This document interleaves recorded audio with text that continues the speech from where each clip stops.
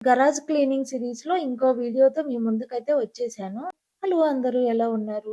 Second బాక్స్‌లో office stuff అయితే organise చేసుకుంటున్నాను. దానికి పార్ట్ 1 వీడియో ఆల్రెడీ మీతో షేర్ చేసుకున్నాను. దానికి కంటిన్యూషన్ పార్ట్ 2 వీడియో అయితే ఇది. ముందు వీడియోలో చెప్పినట్టు ఇలా చిన్న చిన్న కవర్స్ ఉన్నాయి గదా! వాటిని సేవ్ చేసి పెట్టుకున్నాను. వాటిలో అయితే ఇలాగ సెగ్రిగేట్ చేసి పెట్టుకున్నాను.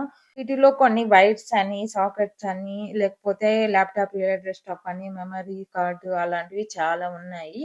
వాటన్నిటిని సెగ్రిగేట్ చేసి పెట్టుకొని మొత్తం ఇలాగైతే పెట్టాను. వాటిని ఇలాగ ఏది మనకి ఎక్కువ యూజ్ అవుతుంది అనేది ఒక సైడు, అసలు ఎప్పుడన్నా ఒక్కసారి యూజ్ చేస్తాము అనుకున్నది బాక్స్‌కి ఒక సైడ్ అలా అయితే పెట్టేసాను.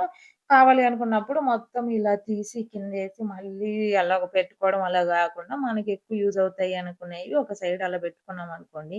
ఒక సైడు అంతే కదలీకుండా ఉంచేయొచ్చు అని అలా పెట్టేసాను.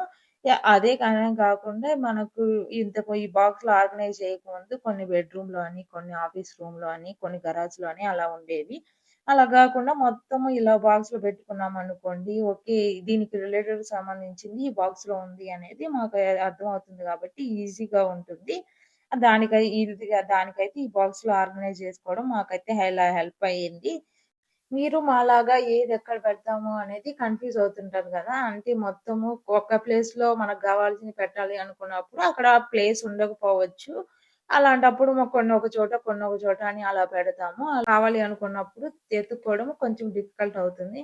అలాంటప్పుడు ఇలా బాక్సెస్‌లో ఆర్గనైజ్ చేసుకుంటే ఈజీగా ఉంటుంది అని మీకు ఇన్‌స్పిరేషన్‌లా ఉండాలి అని వీడియోస్ అయితే మీతో షేర్ చేసుకుంటున్నాను.